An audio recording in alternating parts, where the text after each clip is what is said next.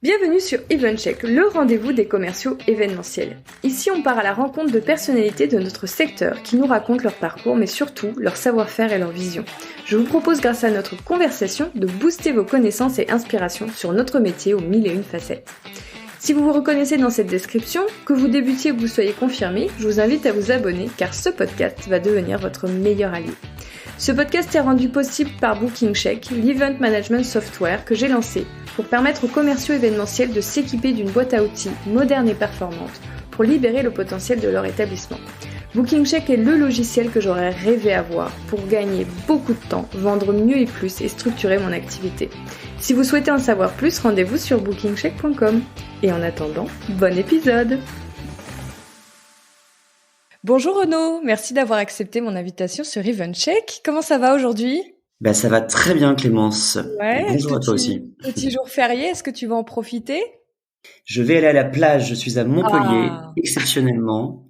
Je vais aller rendre visite à notre bar de Montpellier. Et donc je vais aller à la plage, mais je suis un peu triste parce qu'il fait pas un temps exceptionnel pour l'instant. Ça va peut-être se lever. Ça va se lever. Alors toi, tu es le cofondateur du Social Bar. Absolument. Mais avant le Social Bar, il y a eu un autre parcours professionnel. Est-ce que tu nous racontes un petit peu ce qui s'est passé avant et ce qui t'a amené vers le Social Bar ? Avant, il y a eu une école de commerce. Ouais. Dans le nord de la France. D'accord. À Lille. Que j'ai pas kiffé énormément, pour être très honnête. D'accord. Mais où je me suis fait quand même plein d'amis pour la vie et où j'ai découvert un petit peu le monde de l'économie sociale et solidaire. D'accord. Que j'ai plus jamais quitté. Donc j'ai commencé par faire du microcrédit, qui a été inventé par Mohamed Younous, qui a eu le prix Nobel de la paix. Et donc j'ai fait ça pendant à peu près 8-10 ans, quelque chose comme ça, 8 ans. Un peu partout dans le monde, aux Philippines, à Madagascar, en Roumanie et en France. Ok. Donc c'était déjà à l'époque un métier qui avait, comme on dit aujourd'hui, de l'impact. Mais bizarrement, il y avait du sens, mais j'étais pas pleinement heureux, pour être très honnête. Et donc j'ai terminé cette carrière professionnelle-là par un petit burn-out, une petite dépression, comme on dit. Ok. Par manque de sens ? Pas par manque de sens, justement. C'est ça qui est marrant. Le sens, je l'avais. Je voyais la finalité. Mais je crois que j'étais pas complètement à ma place. Je me sentais très substituable, en fait. D'accord, oui. Et j'ai commencé à être très heureux dans mon boulot quand il y a eu de la conciliation et du sens, et où je me disais, tiens, c'est un peu ta zone de talent et tu t'éclates et t'as pas l'impression de travailler, quoi. Oui, toi, tu apportes quelque chose vraiment, et pas tu es juste une personne parmi... C'est ça. Et ça, c'est arrivé au mouvement des entrepreneurs sociaux qui s'appelle aujourd'hui le mouvement Impact France. D'accord. Et où j'étais le coordinateur et l'animateur du réseau.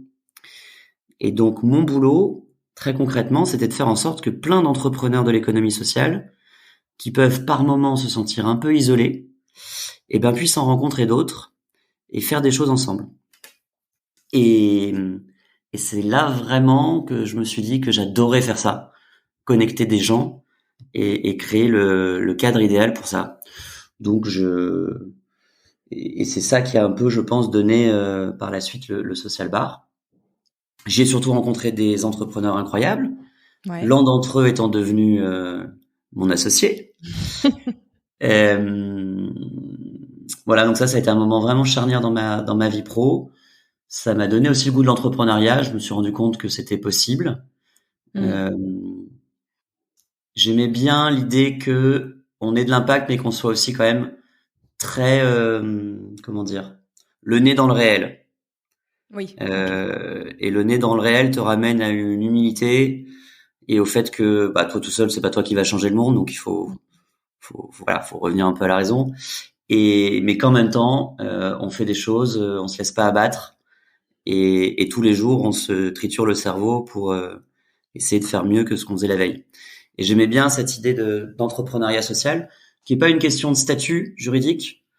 Ça regroupait des associations, des coopératives, des entreprises, qui est une question de manière de faire, de se dire tiens, on va essayer de trouver un modèle économique, mais qui a de l'impact. et intellectuellement, et je me sentais complètement aligné avec ça. Top. Et ça a préparé le terrain pour du coup ma vie d'après, qui a été le social bar. Donc c'est à la suite de ton rôle chez Mouvement Impact France, tu enchaînes avec Social Bar?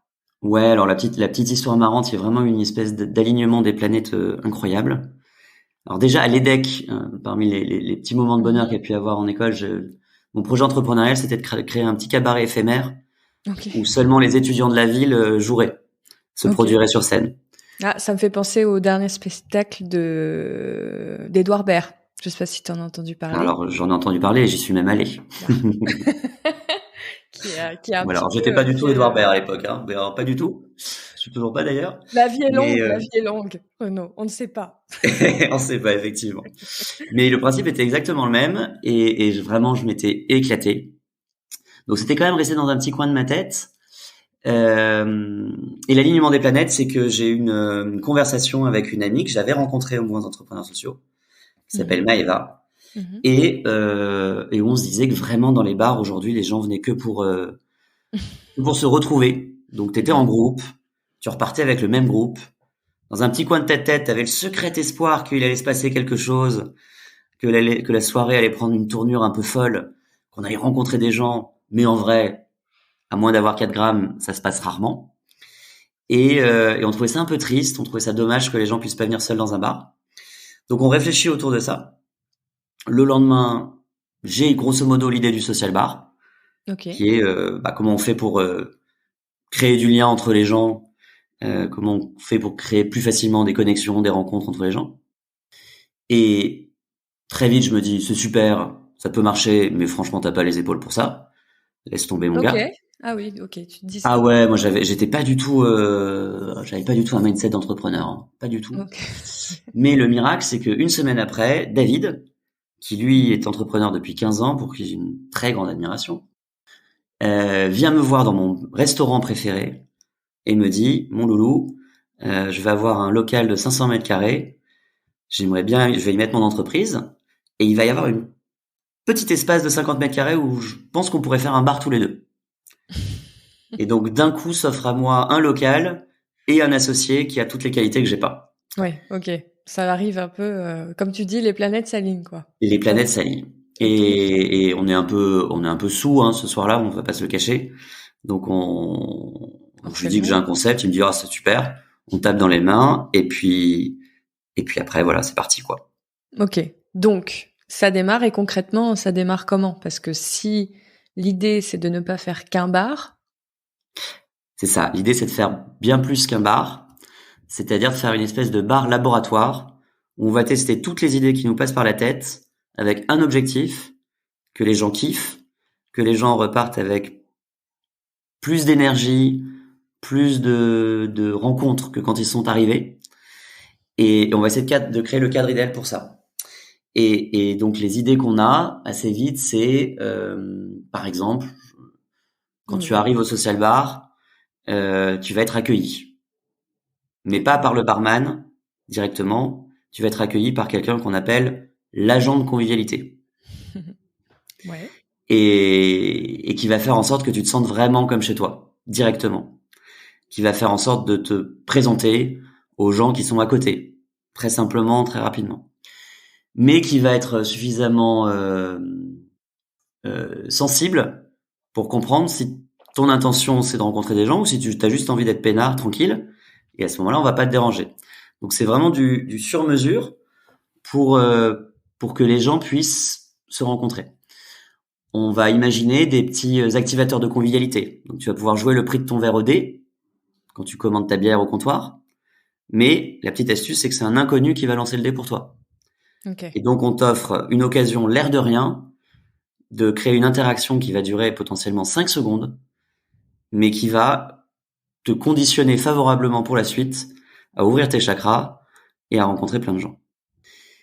Et ça, cette recette-là, entre l'agent de convivialité et les activateurs de convivialité qu'on met en place, eh ben, a eu un effet incroyable, ça a marché, quoi. Donc, dès le départ, Ouais, franchement, ça l'expérience dès le prend. départ a marché. Ok. Ce qui a fait que le bar a eu aussi un succès, c'est qu'on a mis en place un truc qui s'appelle les copatrons et Oui. où on essaie de réaliser le rêve de chacun, qui est, ça serait quand même cool de pouvoir dire à ses potes, tiens, j'ai un bar, viens chez moi. Ok. Et la façon qu'on a trouvé de le faire, c'était de dire aux gens, tu peux investir en capital à partir de 100 euros sur une plateforme incroyable qui s'appelle ita.co et qui finance que des projets à impact social. Et tu auras des privilèges. Donc tu auras ton nom écrit sur le mur du bar, tu auras une carte d'identité de copatron, tu pourras organiser de temps en temps une soirée. Bref, tu te sentiras vraiment chez toi et tu pourras le dire. Et très vite, il y a eu 175 personnes qui ont investi, ce qui nous a permis de trouver l'argent qu'on n'avait pas du tout, Top. et qui ont dit venez, c'est mon bar. Et donc il y a eu un effet de com assez incroyable il y a 7 ans quand on a ouvert le premier bar et qui a lancé la dynamique. Et après il y a eu des articles de presse, il y a eu un concours de bar préféré des Parisiens de Time Out qu'on a remporté au bout de 3 mois.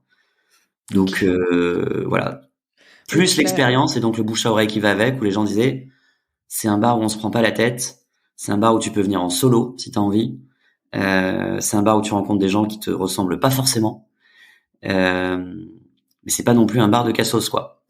En vrai, il y a tout il y a tout au social bar quoi. ok. Et très vite on est devenu rentable. Très vite on nous a dit tiens pourquoi t'ouvrirais pas à Strasbourg, à Marseille parce que le besoin il est le même qu'à Paris. C'est pas naturel de parler aux gens qu'on connaît pas du tout. C'est pas spontané. Et donc on s'est dit qu'on allait en créer, qu'on allait vraiment faire un vrai projet d'entreprise. Et l'élément déclencheur de ça, qui nous a fait dire vas-y on y va, ça a été justement ça a été la partie B2B, où il y a des clients qui nous ont dit, mais en fait ce que vous faites dans le bar, on pourrait le faire dans notre soirée d'entreprise, on pourrait le faire dans notre team building, parce que dans notre soirée d'entreprise, en vrai les gens se parlent pas, on est inhibé, on parle pas au supérieur hiérarchique, quand on est au market, on parle pas forcément à la compta. Mhm. Et il faut que vous essayiez de venir pour foutre un peu le bordel et voir si ça marche quoi. Et on a fait Ça arrive en parallèle, c'est-à-dire que assez rapidement, le social bar donc est ouvert, on va dire au bout de 6 mois, 1 an du social bar, les entreprises commencent 2 à venir ans. vous Ça a parler. mis 2 ans à venir 2 ans, avant qu'on se ok. lance. Mais vous aviez pas des demandes parce que je sais que connaissant bien les bars aussi, vous avez pas reçu rapidement de demandes d'after work, etc., de groupes, Et de ben, soirées au sein du social bar. on disait non parce que notre Ok. bar il faisait 40 mètres carrés. Oui, oui, non mais. On pouvait pas. Donc on leur dit on veut bien, mais mais il va falloir qu'on se déplace. Et c'est comme Ouais. ça qu'on en est venu à se déplacer en Ok. fait Ok. et à développer l'activité hors de nos murs. Mhm. Et pour la petite histoire quand même rigolote et qui a été un moment charnière dans notre vie, ça a été le premier client à nous l'avoir formellement demandé et avoir payé pour ça. Ça a été le ministère de l'Intérieur. Ah ouais, Oui. Et ça, c'était quand même c'est très très rigolo. marrant. Oui. Où ils nous ont dit en gros, vous voudriez pas venir dans notre bâtiment, dans notre hall d'immeuble, vous créez un petit corner café éphémère et vous faites ce que vous savez faire et vous déridez nos Vos petits agents qui se jeux. parlent jamais alors qu'ils sont à 2 bureaux quoi. Ok, incroyable. Et ça a été vraiment fondamental pour nous parce que il se trouve que ce jour-là, moi, j'étais pas là. Mhm. Donc c'est pas moi qui faisais l'agent de convivialité. Et que c'était en théorie le challenge le plus Oui, difficile, quoi. c'est la clé du. Et ça a marché. Ok, Et là, on s'est dit, OK, on a trouvé une recette et on va y aller à fond pour que chaque moment qui nécessite une intervention extérieure pour que les gens se parlent, eh ben, on puisse être là et apporter ça. ça marche. Et là, on est allé voir des fonds d'investissement impact. On a créé un Ok, business model ok, autour de ça pour avoir une activité B2B avec les entreprises et continuer le développement des bars. d'accord.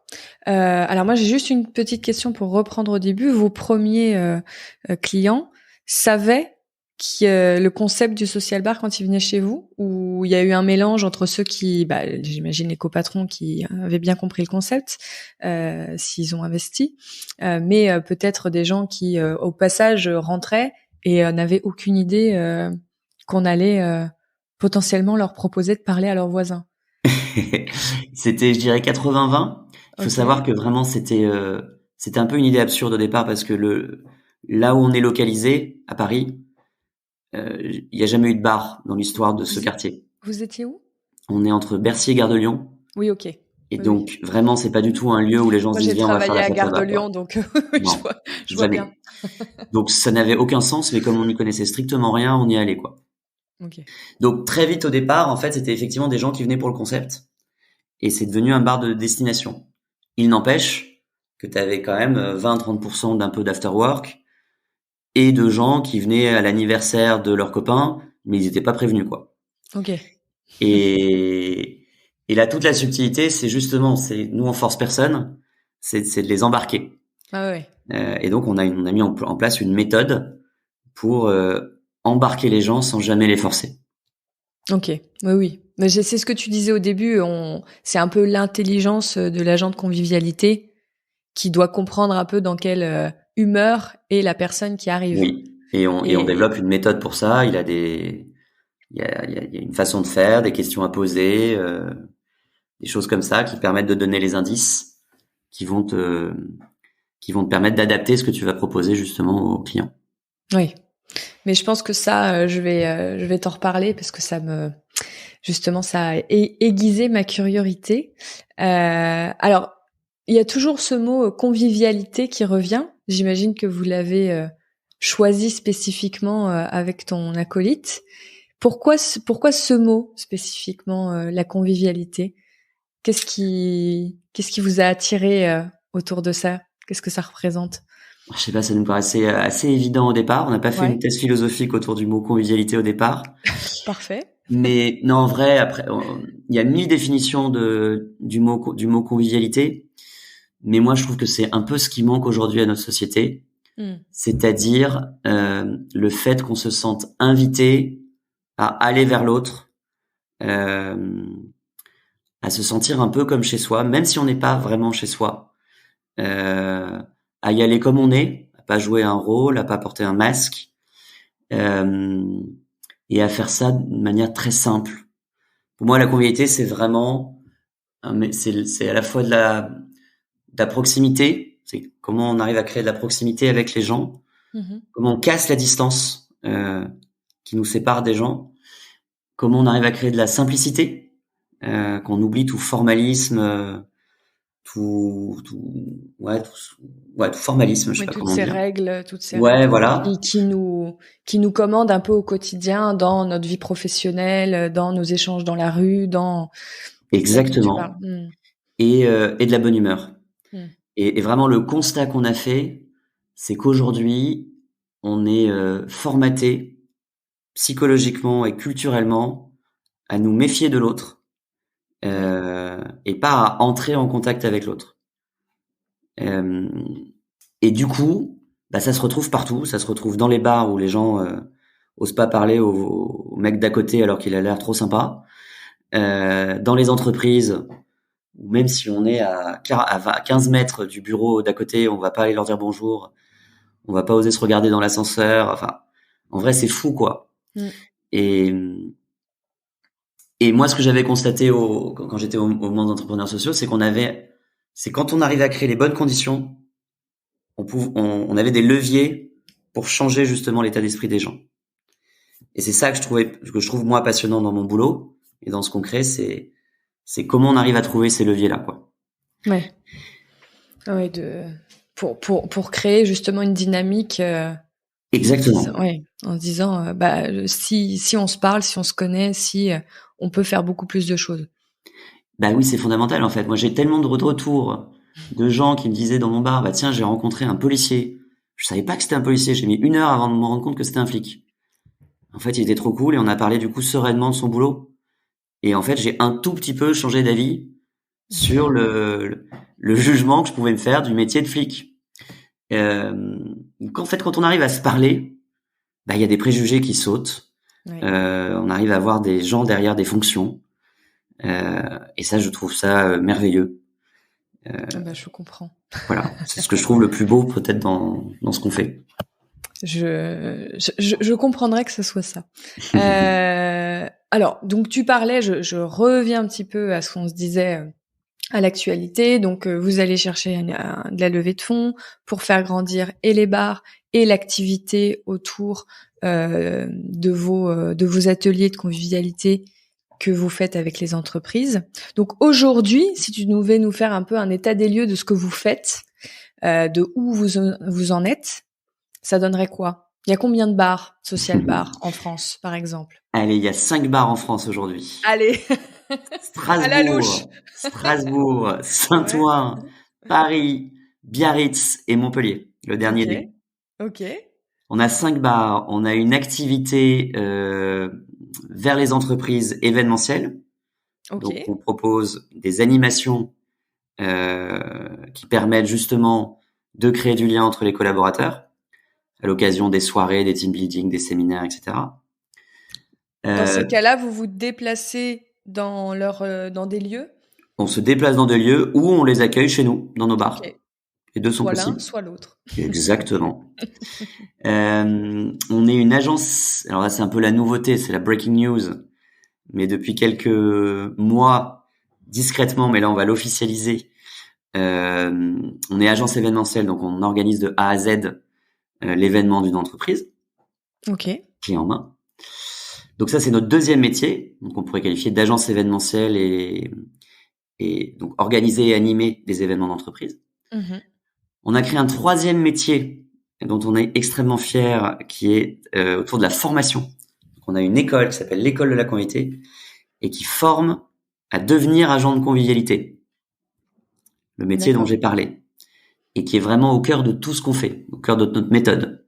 Ouais, c'est vraiment stratégique pour vous que ça soit bien transmis. Exactement. Donc ça, c'est le troisième métier. Et la quatrième chose qu'on a développée, dont on est aussi très fier, c'est un laboratoire de recherche et développement avec des chercheurs en D'accord. psychologie, en sociologie, justement pour essayer de comprendre les leviers dont je parlais, pour essayer de comprendre de quoi était fait le métier d'agent de convivialité qu'on a littéralement inventé, et d'essayer de comprendre l'impact de la convivialité. Euh, et on a pu faire ça notamment parce qu'on est jeune entreprise innovante, et du coup euh, on est soutenu dans cette recherche-là. D'accord. Vous êtes soutenu par quel type Des crédits, d'institution, alors très concrètement, c'est du crédit impôt d'organisme? recherche. Ok. Euh, on a déposé un dossier où on a montré que c'était un champ qui n'était pas investigué, la convivialité, euh, et qu'il y avait des choses à apporter à d'autres gens que nous. L'idée, c'est d'open sourcer un peu ce qu'on Ce que vous découvre, faites. Hmm. et que ça puisse s'appliquer à d'autres champs d'application. Hmm. Euh, Je comprends. et voilà, donc aujourd'hui, c'est ça. Une école, une agence événementielle, des bars et un pôle de recherche et développement. Et toi, est-ce que tu es plus sur certains projets que sur d'autres? Comment ça se répartit au quotidien? Moi, je suis sur un peu tout. Du Un coup, peu je suis tout. devenu le PDG de cette entreprise sociale. Ok. On a une équipe, hein, tout compris, on a plus de 70 collaborateurs, Mhm. incluant les bars. Et moi, mon boulot, c'est de faire vivre le concept, c'est de continuer à inventer de nouvelles idées, de m'assurer que on propose les bonnes animations aux entreprises, qu'on se renouvelle, euh, et qu'on continue de se développer, tout simplement. Ok. Donc oui, ça touche toutes les activités finalement. Ouais, bah, en fait, il y a une vraie synergie Ouais. entre toutes les activités parce que on forme les agents de convivialité qui vont intervenir dans nos bars et dans les entreprises. Les entreprises font des animations aussi dans les bars. Les bars trouvent des clients qui vont devenir des clients entreprises. Parce qu'au départ, souvent, tu vis l'expérience au social bar et tu te dis, tiens, ça pourrait être marrant pour ma boîte. Mhm. Donc tout est très Tout lié. est Ouais. lié. Ouais. Alors je vais revenir justement sur toutes ces animations de convivialité, que ce soit dans vos bars ou avec des clients hors site. Euh, Déjà, quand vous démarrez avec le tout premier local, oula, petit chat dans la gorge, excusez-moi, euh, vous vous trouvez comment vos idées d'animation parce que j'imagine qu'au départ c'est pas très professionnalisé. Vous faites un petit peu ça au fur et à mesure, les choses se structurent peut-être au fil de l'aventure. C'est pas forcément dès le départ, parce que là, il y a toute une structure autour de ce métier. Mais au démarrage. C'était pas le cas au début, clairement pas. C'est toi au départ qui fait l'agent? Alors oui, c'est ça. C'est moi qui fais l'agent.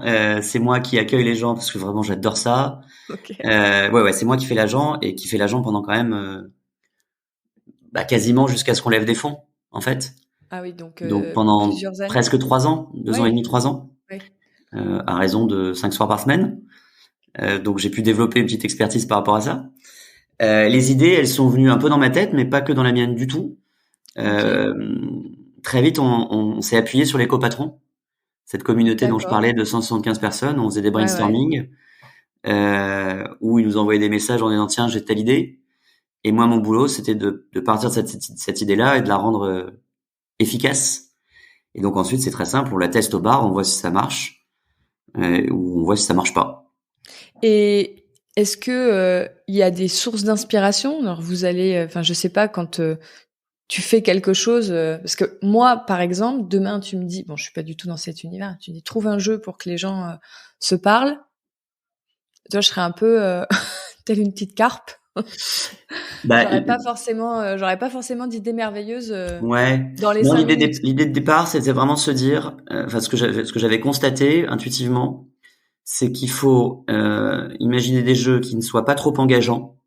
Donc court, ça veut dire court, avec une porte de sortie facile.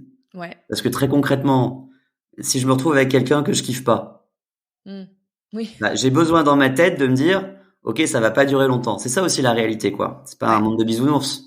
Oui. Donc il faut trouver des jeux courts, pas engageants, un peu drôles, où on n'est pas tout de suite forcément dans des niveaux d'introspection qui peuvent mettre mal à l'aise. Surtout avec quelqu'un qu'on connaît pas. Surtout avec quelqu'un qu'on connaît pas. Quand on est un peu timide. Libre. C'est-à-dire que dans la manière de le proposer, il faut que la personne puisse se sentir libre de refuser. Bizarrement, ça fait partie de l'engagement. Et donc, les premières idées qui nous est venue, c'était le dé. Le social dé. Et là, c'est génial, le social dé, parce que ça prend 3 secondes. C'est rigolo, c'est lancer un dé. Il y a un petit enjeu, mais qui est pas énorme, c'est gagner ou perdre 1 euro. Et quelle que soit l'issue du dé, ça créera une petite complicité possible pour la suite. Si je fais gagner 1 euro, quand on va se recroiser pendant la soirée, je pourrais dire, ah, merci mec, t'es vraiment un mec de ouf. Et si je perds 1 euro, je pourrais jouer en mode, putain, merci, trop sympa, etc. Et du coup, ça marche. Et 90% des gens acceptent quand on leur propose. Ouais. En fait. Mais ça, toi, ça te vient d'où, cette culture? Alors, le dé, en l'occurrence, j'ai vu ça à Chicago. Alors, c'est pas le même principe, c'est tu peux jouer le prix de la pièce au dé. C'est un dé de 24 numéros. Donc ça va de 1 à 24, je crois, un truc comme ça. Et cette idée-là, je trouvais marrante. Et donc je l'ai pimpé en disant, moi, je veux que ça crée un lien avec un inconnu. Donc je vais changer la règle en disant, c'est un inconnu qui doit lancer le dé. Je veux pas qu'il y ait un enjeu de 24 euros. Je veux pas que quelqu'un se dise, tiens, je vais payer ma bière 24 euros. Ça n'a pas de sens. Donc je vais trouver une règle qui soit moins avec moins d'enjeux, quoi. Oui. Avec on va dire un prix raisonnable, quoi. Une conséquence raisonnable du jeu. Exactement. Une autre idée, par exemple, on a institutionnalisé une animation qui marche du feu de Dieu qui s'appelle le Shifumi géant. Ok. Donc le Shifumi géant, c'est un truc d'événementiel qui existait déjà, où le principe c'est que tu supportes ton perdant. Tu deviens, en gros, t'es lézard, tu passes dinosaure, de dinosaure tu passes à un autre stade, et tu vas encourager la personne qui t'a battu. Et je me suis dit que ça, dans le cadre d'un bar, ça pouvait marcher de dingue, mais on l'a pimpé, on en a fait un truc qu'on a dramatisé à l'extrême, qui est ultra animé, avec des musiques, avec des décors, machin. Voilà. Donc, notre boulot, c'est aussi de voir des petites idées à droite à gauche et de les repimper complètement. Mais ça c'était vraiment au démarrage par pur plaisir personnel de trouver des idées, ou est-ce que c'est des choses que tu avais déjà testées quand tu animais justement, tu parlais de Mouvement Impact France. Ouais. Est-ce qu'au sein de Non, toutes ces idées-là, on les a créées pour le bar. C'est tout nouveau. Par contre, tout le nouveau mécanisme touche. intellectuel qui consiste à se poser la question de qu'est-ce que je dois faire pour mettre les gens à l'aise, pour que vraiment ils puissent se rencontrer. Parce qu'en fait, une fois que tu te poses la question, c'est plus facile de trouver les réponses. Ouais. Et nous, c'est vraiment le cœur de ce qu'on fait, c'est se poser cette question-là. Et donc, ce mécanisme intellectuel-là, je l'ai eu en ouvrant le bar, quoi. Je l'avais déjà en ouvrant le bar. Ok. Tu parles aussi sur, je crois que c'est sur ton site Social Bar, vous parlez de parcours d'animation.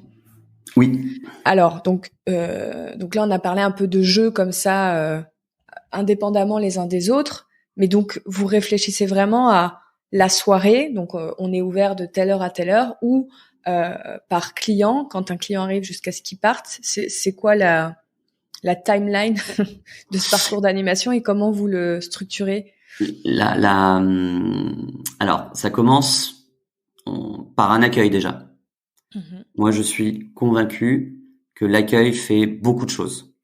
C'est-à-dire qu'un très mauvais accueil te conditionne à passer un mauvais événement.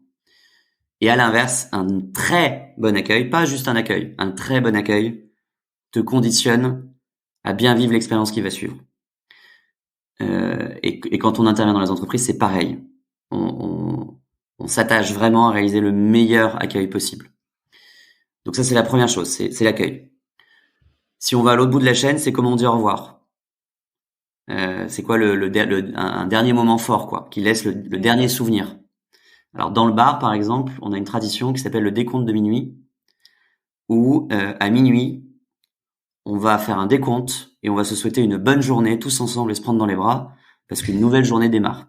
C'est la nouvelle année. Exactement, c'est la nouvelle année tous les jours, mais c'est la nouvelle journée. Ok. Euh, et entre les deux, le but, c'est de créer ces occasions et ces prétextes pour rencontrer d'autres gens. Et donc là, on a une approche individuelle. Donc, dans le bar, je vais voir quelqu'un, je vais lui proposer des cartes défis qui vont l'amener à écrire un poème et le lire à quelqu'un qu'il connaît pas. Ou Ok. à faire un sondage, le sondage du jour, où il va interroger tous les clients du bar en posant la question du jour, je sais pas moi, pour ou contre le polyamour, par exemple. Ok. Et en fait, l'air de rien, du coup, je vais créer plein d'interactions qui vont durer quelques secondes, et si ça se passe bien, beaucoup plus, grâce à ces défis-là. Donc là, c'est l'approche individuelle, et il faut aussi, pour que ça marche bien, une dimension collective. Il faut créer des souvenirs collectifs. Et donc, on va mettre en place des animations qui, pour le coup, sont collectives, mais même principe, faut pas que ça dure 2 heures. On n'est pas là pour prendre la lumière. Faut que le but, c'est que c'est les clients qui soient acteurs de leur soirée. Mais cette animation collective-là, elle va donner l'énergie, le petit stimulus euh, pour passer un moment de dingue derrière. Donc c'est Ok. typiquement le Shifumi géant dont je parlais Oui. tout à l'heure. Et c'est l'agent de convivialité qui lance un nouveau jeu, qui dit Absolument. ok. C'est C'est le pas c'est le maître forcément de le client. cérémonie. C'est ça. Ok. On appelle ça le MC solaire dans l'entreprise. Ok. Ça Voilà. marche. Ok. Mais je vois un peu pour ceux peut-être qui nous écoutent et qui ont été enfants ou même adultes dans les comment ça s'appelle l'UCPA. Ouais. Alors Il y a des soirées. Alors c'est pas forcément, il y a pas un accueil, il y a pas un départ, etc. Mais il y a souvent pendant les repas, etc. des jeux qui sont lancés et qui sont très bon enfant, quoi, justement pour que les gens apprennent à se connaître, parce que généralement c'est plein de groupes divers qui exactement. arrivent même des enfants qui connaissent absolument personne. Donc c'est pour ça que je me demandais, je me disais mais c'est les clients qui qui eux se proposent de faire le jeu, ou il y a quelqu'un Et qui alors dit ça allez. arrive parfois. En vrai, ça Ouais. arrive. Bah Ça j'imagine arrive parce que par que exemple, ils vont tirer une carte défi ouais. qui va les amener à lancer une animation. Ok. Trouve un concours absurde et lance-le. Ok. Et là, c'est génial. C'est-à-dire quand c'est même plus l'agent de convivialité qui fait, mais que c'est les clients qui font, là, t'as gagné. Ok. Oui, bah oui, ils sont complètement embarqués, comme tu disais tout à l'heure. Exactement.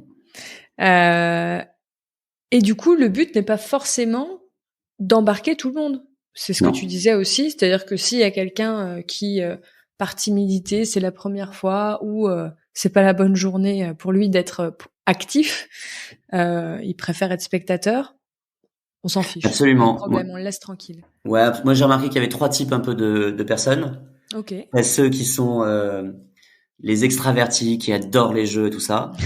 Et là, avec nous, ils trouvent alors vraiment une matière très riche Oui. et ils s'en emparent et ça devient nos alliés un peu pour les événements. À l'autre bout, t'as ceux qui sont pas du tout dans le mood, qui ont pas envie. Et ceux-là, faut les laisser tranquilles. Il faut surtout pas les faire culpabiliser de ne pas être dans ce mood-là. Oui, parce C'est qu'après, je très pense que très important. ouais, bah, du coup, tu casses la relation avec eux si tu fais ça. Exactement. Et Ouais. c'est pas du tout impossible que par la suite de la soirée, quand ils vont Ça, voir que ouais. tout le monde est embarqué, qu'ils se laissent derrière embarquer. C'est pas Mm. du tout impossible et ça arrive souvent. Et puis t'as la troisième type qui sont un peu au milieu. Et là, c'est le talent justement de nos agents de convivialité de Mhm. les embarquer avec nous. Et c'est ce qui fait que dans des soirées classiques, quand nous on n'est pas là, je pense que la première catégorie de population dont je te parle va s'amuser quoi qu'il arrive. Mais par contre, les deux autres vont passer à côté de leur soirée. Et nous, ce qu'on va faire, c'est qu'on va permettre d'embarquer euh, ce ventre mou, je sais pas comment on pourrait dire, Ouais.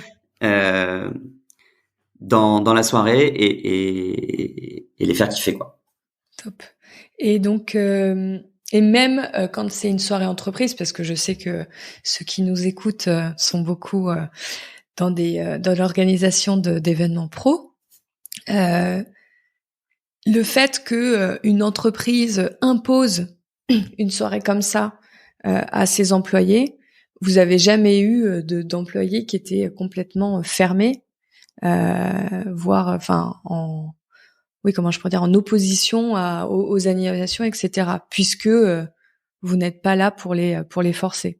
Absolument. Donc Ça ils pose. peuvent être fermés, c'est-à-dire qu'on va leur proposer quelque chose, ils vont dire non merci, mais ils vont pas être en opposition parce que nous on va pas se heurter à eux en fait. Mm. Non, parce que ça arrive. Hein, moi, je l'ai vécu personnellement, des team building où on impose des, des activités avec lesquelles tout le monde n'est pas à l'aise. Et c'est un peu comme la direction est là, etc. Il y a un peu le côté, bah tant pis pour vous, vous êtes pas à l'aise, mais va falloir le faire. Et je Alors trouve que du nous on coup, dit c'est pas un il va peu, falloir le faire. Peut-être qu'ils vont se l'imposer dans leur tête parce qu'effectivement, oui, comme bien tu dis, sûr, il y vous a la pouvez pas direction. contrôler. Oui. Mais nous, en tout cas, ce qu'on va imaginer, c'est que un peu tous les types de profils psychologiques se retrouvent dans les animations qu'on va faire. Hmm. Vous Euh, arrivez à le sentir ça quand il y a une pression de la direction qui est importante. Hein, je dis pas s'il y a 3 personnes sur 100, évidemment, ça passe à la trappe. Mais je me dis si on sent vraiment qu'il y a 30% des gens qui sont dans leurs petits souliers parce que en fait ils sont là, ils ont pas le choix. Ils ont un peu peur de à quelle sauce ils vont être mangés, mais voilà, c'est imposé par la direction. Ils sont peut-être même présents et donc bon, ouais, on le et sent, vous mais arrivez j'ai envie de te dire que à le le côté, débloquer. justement, l'accueil, la relation qu'on crée individuellement avec les gens, parce que quand on les accueille, on crée déjà une petite connexion individuelle, plus l'esprit très bon enfant de ce qu'on propose, casse un peu Oui, les peurs qu'ils c'est pourraient ce que tu avoir. disais aussi, c'est que le but c'est pas d'exposer les gens à travers les jeux, les exposer de façon intime. C'est ça, exactement. C'est de les comment dire, de les détendre pour pouvoir interagir les uns avec les autres. Tout à fait. Oui. Alors, on va parler enfin de ce nouveau métier, agent de convivialité. Comment ça se passe? Comment on forme un agent de convivialité? C'est quoi un programme de l'école du social bar? Alors, il y a deux choses. On a des formations courtes et on a des formations longues. Les formations longues sont plus à destination de profils de gens plus éloignés de l'emploi, qui ont besoin un peu de rebondir dans leur vie. Et on a fait de ce métier, du coup, un métier rebond, un métier d'insertion, on pourrait dire ça comme Mhm, ça, mhm, par la convivialité. Parce que il n'y a pas besoin de diplôme, il n'y a pas besoin d'expérience professionnelle, que c'est ultra gratifiant, que ça développe des skills relationnels incroyables, et que si on a déjà naturellement en soi le goût de l'autre et une petite capacité à aller vers, en fait, on peut déployer un potentiel incroyable à partir de ça. Et donc là, on a des pédagogies qui durent 1 an, avec pour le coup une pédagogie très particulière dont qu'on revendique, qui s'appelle la formation en situation de travail. Ok. Et je vous ai dit qu'on était une école, mais en vrai, on triche un peu parce qu'on est une école sans prof, sans mur, sans examen, et que en fait Vous tu êtes un vas. peu ce qu'on appellerait une école démocratique pour les enfants. Oui, alors je crois que l'école démocratique c'est encore autre chose, mais nous Bah, c'est il y tu a pas vas, de tu vas. prof, il y a pas forcément de mur, il y a pas de, enfin, il y a Ouais, beaucoup de alors dans ce liberté sens-là, aussi. dans ce sens-là effectivement. Oui, alors après, pour rebondir, la définition exacte d'une école démocratique dépend de l'école démocratique en elle-même, puisque il n'y a pas forcément une Chacun y met ce structure qu'il veut aussi dedans. rigide. C'est ça. Mais il y a des grandes valeurs de base qui me font D'accord. penser à ce que tu as dit. Et c'est ça. Et nous le principe c'est que tu vas vivre des vraies situations professionnelles réelles. Et par contre, tu vas avoir un coach qui va t'aider à conscientiser ce que tu as fait dans ton Ok. expérience professionnelle, Donc beaucoup à de le débriefs. verbaliser. Et donc, tu as un coach qui est quasiment au quotidien avec toi, un quart d'heure par jour, et qui va s'assurer aussi que tu apprends des choses au regard d'une grille de compétences et que la vie réelle, la vie professionnelle t'amène à cocher les compétences qu'il y a dans le diplôme ou dans le métier que tu vises. D'accord. Et c'est comme ça, nous, qu'on fait notre pédagogie. Donc, nos agents de convivialité en formation, ils interviennent dans nos bars, dans les entreprises, dans les espaces publics, dans les gares, dans les hypermarchés, ils interviennent partout, là où on est sollicité et là où ils peuvent exercer leur métier. Donc ça, c'est notre pédagogie longue. Et après, on a aussi des formations courtes quand on a des publics qui sont plus matures dès le départ. Et là, on va prendre des gens du milieu de l'impro, du monde artistique. Ok. Et là, on est plus sur des formations courtes qui peuvent aller d'une journée à 3 jours, quoi, grosso modo. Et après, c'est un accompagnement où il commence en tant que agent de convivialité en binôme, et puis ensuite, il progresse petit à petit jusqu'à devenir MC solaire. Le saint graal Et le de c'est ça. l'agent de convivialité. Ceinture noire de la convivialité. Exactement. Et donc tu parlais de ces formations format court. Est-ce que une entreprise, je sais pas, la SNCF se dit tiens, on veut un petit peu rendre nos gares plus conviviales avec nos agents, etc. Ils peuvent vous faire une commande en disant est-ce que vous Absolument. pourriez former Tout à Ah, fait. On est top. certifié Calliope, on fait de la formation continue, on appelle ça comme ça. Et on fait déjà ça. Et bon, et pour la SNCF, croisons les doigts, on est en discussion. Alors pas sur de la Ah bah formation, mais dis donc, sur une j'avais aimé ça. intervention, voilà, qui est assez géniale, où l'idée c'est comment on fait de la prévention par la convivialité. Donc D'accord. comment on fait en sorte que les gens arrêtent d'oublier leurs bagages, Ah, mais où on leur fait comprendre le message d'une manière différente. d'accord. Et je crois aussi beaucoup en ça. Et pour revenir à ta question sur la formation, ce qu'elle comprend, bah, elle comprend déjà une boîte à outils qu'on leur met à disposition. Elle comprend. Alors, est-ce que tu peux rendre ça, enfin, quand tu parles de boîte à outils, un peu concret, c'est-à-dire j'arrive Bah, c'est tous pour les être outils qu'on va te formé donner à disposition pour créer des connexions avec les gens. donc Donc, dans le cadre d'une entreprise, via des supports écrits ou ouais, autres. par Ouais, exemple, dans ok. une entreprise, on a un format qui s'appelle le Convivializer, où par Ok. exemple, on va aller dans un cocktail d'entreprise. Mhm. Tu vas arriver avec ton plateau de convivialité ou ta salopette de convivialité. Et sur toi, tu auras des cartes défis, des cartes blabla, un dé magique, une canne à danser où on fait danser les gens sous la canne. Enfin, plein d'outils. Ça fait un peu penser au magicien slash clown qui Ouais, c'est arrive un et peu ça. qui. C'est le bricoleur de la convivialité, quoi, grosso modo. C'est ça. Et comme ça, bah, il est pas seul face à lui-même devant les gens. Il a des outils, des prétextes qu'il propose, des jeux pour créer ce lien. Et donc, on le Et forme à l'utilisation de ces outils. Mhm. On le forme à notre méthodologie d'accueil. Euh, on le forme à la prise de parole en public pour devenir un super entertainer et qui fasse des prises de parole qui soient très impactantes. Mhm. On le forme à analyser les personnes qu'il a en face, les Mhm. comportements. Quand est-ce que je vais voir un groupe, quand est-ce que je ne vais pas voir un groupe, parce que selon leur langage corporel, ils vont être plus ou moins ouverts ou plus ou moins fermés à ce qui va suivre. Donc c'est plein de choses comme ça qui sont aussi alimentées par notre pôle de recherche et développement qu'on va leur proposer D'accord. au cours de la formation. D'accord. C'est très intéressant. Je pense que ça pourrait être très utile à plein d'entreprises, y compris. Ouais, du coup, tous les métiers liés à l'accueil et à la relation client. J'allais dire, compris celle que je connais bien, moi, l'hôtellerie-restauration. Je vois bien comment une formation comme ça pourrait nous faire du bien, parce qu'on vient de monde très codifié et c'est un peu tendance à s'éclater de plus en plus, parce que les clients attendent des expériences un peu plus, comment je pourrais dire, décontractées. Mais on sait pas toujours faire parce qu'on a tellement été formés dans les lycées hôteliers à des codes très classiques qu'on n'ose pas forcément. Moi, je me souviens des premières expériences en restauration. Je parle de moi, mais je pense aussi à toutes les personnes avec qui j'étais à l'école. On était tous un peu pétrifiés, quoi, à l'idée d'aller demander aux gens ce qu'ils voulaient manger, etc. Alors que c'était pas des questions. On nous avait tellement dit attention, il y a telle règle, faut pas faire ça, faut pas se placer comme ça, faut pas. Non, mais c'est vraiment ça en fait. On commence par faire peur en fait dans la formation, parfois dans l'hôtellerie-restauration. On fait peur, on impose 1000 règles. Alors qu'en vrai, quand on est simple, c'est quand même un des rares métiers où quand on est vraiment sympa avec le client, il est souvent très indulgent quand même. Oui, moi je suis, alors maintenant je suis un peu plus vieille, un peu plus de bouteilles.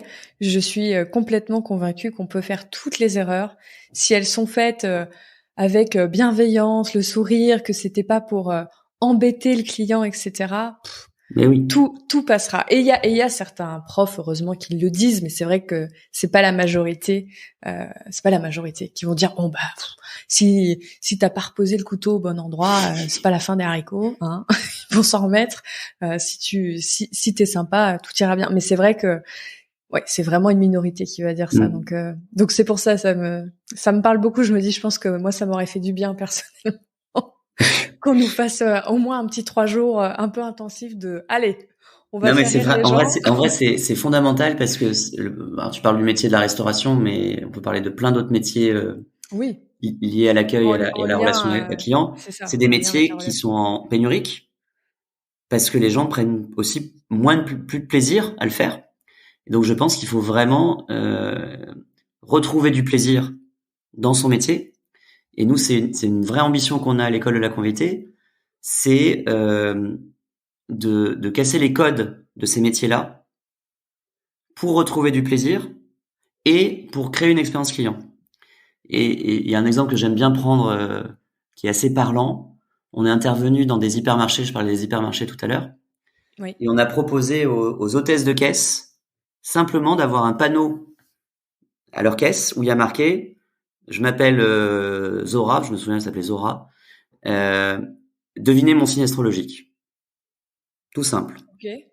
Et 20% des gens dans la file d'attente, dans la caisse, ont eu une interaction autour de ça avec Zora sans qu'elle leur demande. Okay. Et le débrief de Zora après, c'est putain, ma journée était trop sympa. Parce que j'ai eu un vrai contact humain avec les gens. Et c'est ça l'ambition du social bar, c'est au-delà des bars, parce qu'en vrai maintenant nos bars c'est juste un support, c'est juste un prétexte en fait. Oui, c'est comment on remet de l'humanité.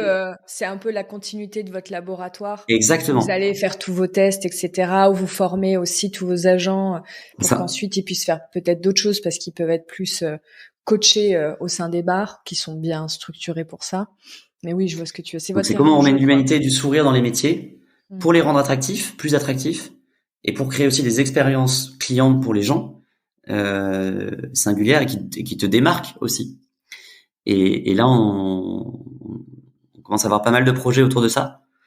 Top. Et ça, c'est génial. Intéressant. Ouais, c'est hyper cool. Et d'ailleurs, personnellement, je crois que ces métiers seraient très appréciés si les personnes qui les pratiquaient avaient cette liberté relationnelle qu'ils n'ont pas toujours. Mais parfois leur manager leur laisse pas aussi. C'est ce que je dis, qu'on leur laisse pas, parce que j'ai l'impression que parfois les managers se disent que en bridant, en contrôlant, il y aura pas de casse, il y aura pas de décalage, il y aura pas. Et en fait, je pense que ça a l'effet inverse.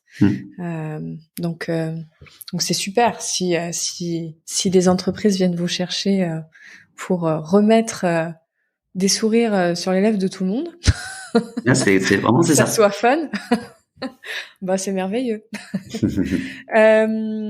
Alors j'avais aussi une autre question. Justement sur cette agence, parce que vous avez donc commencé par les bars, les entreprises sont venues vous chercher pour leurs séminaires, etc. On se rend compte maintenant même que un peu plus, ils peuvent même carrément venir vous chercher pour de la formation. Et tu parlais de votre tout dernier bébé, de l'agence. Alors du coup, qu'est-ce que va être cette agence? Vous allez vraiment être comme une agence événementielle classique sur le marché, ou vous allez avoir une particularité en restant concentré que sur des événements qui font appel à votre savoir-faire? C'est quoi le concept? Alors déjà, notre agence, elle a un nouveau nom. Oui. Qui s'appelle l'Agence de la convivialité, car avant nous appelions Social Bar et les entreprises ne comprenaient rien quand on leur disait quoi. Donc on s'est dit on va avoir un nouveau nom. Donc on s'appelle Agence de la convivialité. D'accord. Le but de cette agence, en fait, ce qu'on a remarqué en faisant des animations, c'est que parfois aussi on maîtrisait pas toute la chaîne et que ça pouvait être pénible. Alors, je veux bien que tu expliques pourquoi, pas forcément en citant des. Non, bien sûr. Mais par exemple, si le traiteur qu'on fait venir, enfin que nous on fait pas venir justement, oui. Il y a des serveurs qui tirent la tronche en permanence. Okay. Bon, c'est un peu dissonant. Si le DJ qui est là met une musique complètement plombante, ça dessert un tout petit peu le moment fun qu'on a envie de faire vivre aux gens. D'accord. Donc il y avait une volonté de maîtriser un peu toute la chaîne de valeur quand c'était possible. Ça c'était petit 1.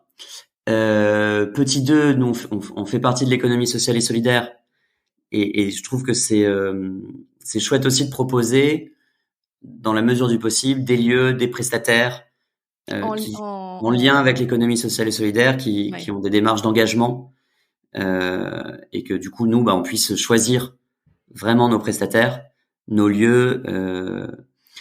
Je trouvais que ça devient... D'ailleurs, si tu as des prestataires ou des lieux qui ont des engagements particuliers, avec qui on va dire que tu as un attachement particulier, n'hésite pas à nous les recommander pour Evencheck. Je n'hésiterai pas, Clémence. Très heureux de les recevoir. Tu vas avoir quelques mises en relation alors. Ah avec plaisir. N'hésitez pas. Vous connaissez mon adresse mail. Donc petit aparté. Donc aussi, voilà. Rester dans la chaîne de valeur du social bar. C'est ça. Et après, oui, l'idée c'est à chaque fois ça sera le maître mot quand même. Ça sera convivialité. Ça va pas changer. Avec nos prestations à nous, mais pas que. Si un client nous dit, moi ce que vous proposez là, ça me va pas, je voudrais faire, j'en sais rien moi. Une activité main dans la terre. Oui, okay. Moi aujourd'hui, je suis pas capable de faire une activité main dans la terre. Par contre, je connais des prestataires qui savent faire ça et qui le font bien. Et je vais y ajouter un petit agent de convivialité pour être sûr que la mayonnaise prenne pendant l'événement. Voilà, donc c'est ça l'idée derrière cette agence événementielle. Et ça, vous l'officialisez, vous faites le lancement de l'agence quand? Ça commence quand? Eh bien, ça va commencer dans d'une dizaine de jours, donc potentiellement, ça aura déjà commencé quand ça sera diffusé. Donc là, nous sommes le 18 mai, donc on va dire début juin. Ouais, je pense que début juin. C'est parti, mon kiki. En fait, la vérité, c'est qu'on attend que notre site internet soit prêt. Ok. Et notre site internet dépend de développeurs. Et ça, c'est comme les architectes, c'est comme les entrepreneurs dans le bâtiment. On sait pas trop. Oui, je sais, c'est mon quotidien, Renaud. C'est ma vie même. Mais le plus tôt possible, en tout cas. Ok. Donc, mais en vrai, on fait déjà ça, hein. Et vous serez, oui, c'est ce que j'allais dire. C'est simplement c'est juste de la com. Spécialisation de communication. Vous êtes sur la France entière? Oui, tout à fait. Et parce que je pense à tous ceux qui nous écoutent, les lieux, les autres agences et les prestataires peuvent aussi faire appel à vous pour leurs clients. C'est-à-dire que vous pouvez Absolument. collaborer avec des pros. Exactement. Très Les agences bien. événementielles font appel à nous, on fait appel à des prestataires, ça va dans tous les sens. Super. Donc n'hésitez pas à les contacter. Une fois que leur beau site sera prêt, il y aura tous les contacts dessus. Ça va. Non, mais ils peuvent nous contacter. En vrai, ils peuvent nous contacter dès aujourd'hui. Encore une fois, ça fait déjà plusieurs Votre mois site maintenant. aujourd'hui de référence, c'est le Social Bar. Hein, Le site de référence, oui, vous pouvez nous trouver sur le Social Bar. Et j'ai peur de dire le mauvais URL, donc je vais me taire. ne le dis pas, on le mettra en lien. Voilà, très après, bien. quand il sera sorti. D'ici que l'épisode sorte, on aura peut-être le lien. On a rapidement évoqué le laboratoire de recherche et développement avec des différents corps de métier qui viennent faire de la recherche. C'est pas forcément que un sociologue. Tu disais il y avait des sociologues. Donc pour l'instant, on a un sociologue et un psychologue. Ouais. Voilà. Eux vont être une source d'idées pour les jeux et les animations. Alors ils peuvent l'être, mais c'est pas dans leur c'est pas dans leur fiche de poste. Mais il se trouve qu'ils le sont. Okay. Mais c'est pas dans leur fiche de poste. Par contre, ils doivent nous donner les clés pour qu'on conçoive le plus habilement possible les animations, pour qu'on identifie les bons leviers dont je parlais tout à l'heure. Donc, est-ce que tu peux nous donner un parcours un peu dans les grandes lignes, parce que j'imagine que c'est pas forcément quelque chose de figé, mais on a une idée d'animation. Qu'est-ce qui se passe ensuite chez vous? De l'idée à de l'idée. Ça devient alors, souvent on le teste dans le bar pour voir comment les réagissent. On a une idée. Qui a les idées déjà? Tout le monde? Alors en vrai, vraiment, ça vient de beaucoup de monde différents. Vous avez une petite boîte à idées, un peu un truc commun où tout le monde peut Non, on fait souvent des petits team building, des choses comme ça, où on essaie d'imaginer des idées. Puis en vrai, ça fuse dans les conversations. C'est très informel, quoi. Ok. Et puis il y a parfois, souvent en fait, il y a des entreprises qui nous disent j'ai tel besoin, donc nous on propose des trucs à la carte. Et là, on doit réfléchir, discuter et trouver des idées. Donc, il y a cette idée. Après, souvent, on la teste en interne. Parce que je vous dis, on fait pas mal de team building en interne, donc on la teste en interne. Ah, sur vous? Sur vous, avec les équipes. Ou on la teste dans les bars. Ok. Ou parfois, mais on le dit aux clients, on la teste directement avec eux. D'accord. Voilà, tout simplement. Et après, on fait un petit débrief de ce qui était bien, de ce qui était pas bien, et on ajuste. Et là, vos super cerveaux, vos extraordinaires cerveaux, Minus et Cortex, oui, peuvent intervenir en disant bah oui, peut-être que ça a généré telle émotion et donc il faudrait peut-être le réajuster en faisant ça. Enfin. Ouais, moi, en fait, ce que j'ai quand on fait un événement, j'aime bien, dans la mesure du possible, qu'il y ait justement toute une gamme d'émotions. Pour moi, un événement extraordinairement réussi, c'est un événement où à la fin tu te dis, tiens, j'ai rencontré des gens, tiens, j'ai redécouvert des gens. Ah, Philippe, je pensais pas qu'il était drôle. Je pensais pas que, en fait, on avait la même passion pour la cueillette de champignons. C'est des moments, c'est des souvenirs collectifs, des trucs dont on va pouvoir reparler 6 mois après, et où ça va donner le smile. C'est des moments de beauté. Je trouve ça toujours bien dans un événement quand il y a un moment beau, un petit moment un peu suspendu, un truc comme ça. Ouais. Et c'est un événement qui a quand même un peu de sens. Ok. Donc nous, quand on a par exemple en charge un séminaire sur une journée ou 2 jours, etc., on tient vraiment à ce qu'il y ait tous ces éléments-là. Alors après, selon la demande du client, il y aura plus ou moins tous ces éléments-là, mais je m'assure qu'il y ait tous ces éléments-là, si c'est possible. Ouais. Ça reprend un peu ton parcours. Oui, absolument. Tout à fait. Ton parcours, je sais plus comment tu l'appelais, le parcours de convivialité. De convivialité, pardon. Mais adapté à de l'événementiel, quoi. C'est ça. C'est pas le même dans le bar que sur un événement. Oui, ok. Ça. Mais il se trouve qu'on a beaucoup adapté ce qu'on a imaginé dans le bar à l'événementiel d'entreprise et que ça a marché. Incroyablement. Je pense que vous êtes parti du plus dur, je dirais, d'une certaine façon, parce que dans le bar, a priori, les gens ne se connaissent vraiment pas du tout. Catherine de la Compta. Et ils viennent pas forcément pour ça. C'est ça, Catherine de la Compta. Alors, dans une entreprise, effectivement, on est missionné pour ça. C'est ça. Oui, les participants savent qu'il va y avoir de l'animation. Et on s'est croisés, c'est pas parlé. Parfois on s'aime pas, ça c'est peut-être la différence avec un bar où on se connaît pas du tout. C'est vrai. Où on pense qu'on s'aime pas. Grâce à la convivialité, on peut se tromper. Ok. Ouais, c'était un peu. Ah oui. Et donc parce que je me disais, j'ai une question. Mais quand est-ce que notre laboratoire, à quel moment ils interviennent? Jamais. C'est-à-dire que c'est juste vraiment une cellule qui vous permet de vous éduquer à tout ce que vous êtes en train de faire, ou est-ce qu'à un moment donné dans la chaîne de toutes vos activités, le laboratoire recherche et développement a un rôle? Eh bien, par exemple, à la fin d'un événement, avec l'accord de l'entreprise, le laboratoire va pouvoir faire une mesure d'impact. Ah, super. Ok. Qu'est-ce que ça a généré comme... C'est pas que du blabla pour l'entreprise. Du coup, ça devient pas que du blabla. Mais c'est avec l'accord de l'entreprise parce que ça prend un peu de temps. Ça enlève un tout petit peu de la fluidité du truc, quoi. Okay. Donc, en général, on demande à l'entreprise. Donc, ils peuvent intervenir après sur de la mesure d'impact. Mais sinon, l'entreprise ne voit pas nos chercheurs, concrètement.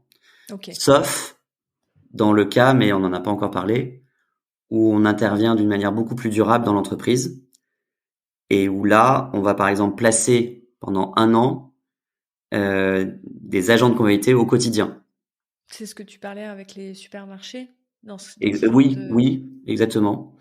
Et là, par contre, on peut faire de la mesure d'impact plus poussée et les entreprises, c'est plus simple, quoi. Il y a un effet avant-après sur un an. C'est hyper intéressant on peut mesurer. D'avoir des experts qui viennent te donner du concret sur ce qui se passe au sein de ton entreprise et justement les leviers que tu peux avoir. Je trouve que ça doit être assez passionnant. Il y a une chose que j'aimerais qu'on dise ici, parce que vous avez une gestion des bénéfices un peu particulière. Oui. Tout à votre honneur. Et je pense que c'est bien que tu nous en parles, qu'on dise au monde. C'est très simple. Il est écrit dans nos statuts depuis le premier jour que nous reversons 15% des bénéfices que nous ferons à des associations. Et ces associations sont choisies par vous? Par les copatrons dont je parlais tout à l'heure. Les 175 premiers actionnaires dont on a parlé, qui au départ avaient investi dans un petit bar de 50 mètres carrés, qui aujourd'hui sont les actionnaires de l'entreprise globale, quoi. Ouais. Ce sont eux qui choisissent les associations, tout à fait. Et c'est marrant parce que ce truc qu'on a imaginé il y a 7 ans a été un peu repris là par des grandes boîtes comme la Maïf. Et ils appellent ça le dividende sociétal. Et oui, ils s'engagent à reverser, alors je crois que c'est 10% pour la Maïf, je sais plus, ou 15%, de tous leurs bénéfices à des projets de solidarité, etc. Non, mais c'est super parce qu'on voit vraiment que tout a été pensé avec vraiment cette envie de donner du sens à l'ensemble des choses que vous faites. C'est pas juste oui, ok, on fait des animations un peu fun et tout, mais et on dit que on veut avoir un impact social, mais sur les bénéfices, on garde tout. Enfin voilà, tout est vraiment dans la même lignée et ça, je trouve que ça illustre bien votre comment je pourrais dire votre sincérité au sein de cette entreprise. Donc, merci. Mais sincérité et aussi il y a une forme de pragmatisme parce que par exemple on nous a dit et pourquoi vous reverseriez pas un pourcentage du chiffre d'affaires plutôt que des bénéfices. Et on s'est dit qu'en fait le chiffre d'affaires potentiellement pouvait créer des vrais problèmes de modèle économique. C'est-à-dire qu'en fait, à terme, si tu reverses une partie de ton chiffre d'affaires, bah tu perds trop d'argent et ta boîte ferme. Alors que là, le bénéfice, c'est de dire... Surtout que le chiffre d'affaires ne veut pas forcément dire que tu es rentable. Donc, si exactement. tu verses de l'argent que tu n'as pas... Exactement. Tu le dis mieux que moi, je te remercie. Non, mais on est bien d'accord, on s'est bien compris. Oui. Donc c'est 15% des bénéfices. Donc à chaque fois qu'on gagnera vraiment de l'argent, il y a une partie qui sera redistribuée à des associations. Et après, nous, on est en plus soumis au label ESUS, donc entreprise solidaire d'utilité sociale. C'est un label. Okay. Et ce label t'oblige à toujours, de toute façon, garder plus de 50% de tes bénéfices. Tu peux pas redistribuer à des actionnaires plus de 50% des bénéfices. C'est pas possible. Plus tu as un encadrement des salaires. Ouais, mais le label ESUS, c'est des choses qui vont dans le bon sens, tout en étant économiquement assez réalistes. Voilà, c'est des écarts de salaire de 1 à 10. Ce qui me paraît cohérent, quoi. C'est pas 1 à 2 non plus. Comme ça, il y a des gens qui peuvent venir dans ma boîte et quand même gagner leur vie, moi compris, hein, ça est en passant. Et c'est pas, ça sera jamais si la boîte devient une licorne, ce qui ne sera probablement jamais, mais imaginons. C'est votre volonté non plus imaginons, non, ça n'est pas du tout notre volonté. Mais imaginons, il y aura un encadrement des salaires, il y aura quelque chose qui encadrera ça, quoi. Et ce label, c'est vous qui l'avez voulu, ce label? Ouais. En fait, il a existé à peu près au moment où on est arrivé, où on s'est créé, peut-être un an avant avec la loi Hamon, 2015, si mes souvenirs sont bons. Okay. Donc tout de suite, on s'est dit qu'on voulait être labellisé ESUS, quoi. Donc on a écrit nos statuts pour ça. D'accord. Donc ça a été encore une fois un vrai engagement de votre part dès le départ, parce que ça a un coût de se faire labelliser?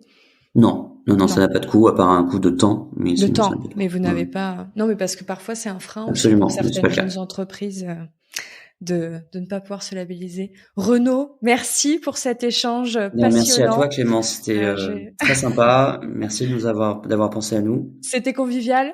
C'était très convivial. Je t'embauche demain, Clémence, mais je crois que tu as d'autres projets. On verra, je te dirai, Renaud. Et j'espère que ça va vous donner à tous plein de bonnes idées. Et peut-être que vous serez rapidement en contact avec Renaud et toute son équipe conviviale. Je te souhaite... Renaud@social-du6bar.org. Si vous voulez me contacter. Vous avez son email direct. C'est rare qu'on nous le donne dans cette... 06 77 12 20 84. Bam, je donne le portail. Allez, envoyez vos SMS. Merci pour tout. Et puis, plein de succès pour la suite. Hâte de vous suivre. Merci. Au revoir. Au revoir.